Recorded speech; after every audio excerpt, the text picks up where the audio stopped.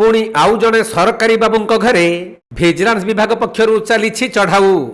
आय बहिर्भूत संपत्ति ठूल करिथिबा अभियोगरे संबलपुर काड़ा डिविजनर एसडीओ पद्मलोचन नायकंक बालेश्वर जिला बस्ता थाना अंतर्गत दोंद ग्राम बासभवन समेत कटक और संबलपुर 7टी स्थान में भिजिलांस चढ़ाऊ जारी रखिछि।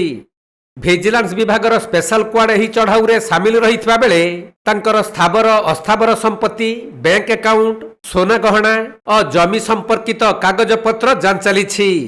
तबे चढ़ाऊ शेष हेबा परे मोट केते परिमाणर संपत्ति जबत हैला से नै भिजिलांस विभाग पक्षरु स्पष्ट सूचना दिया जिवो बोली जणा पड़िछि।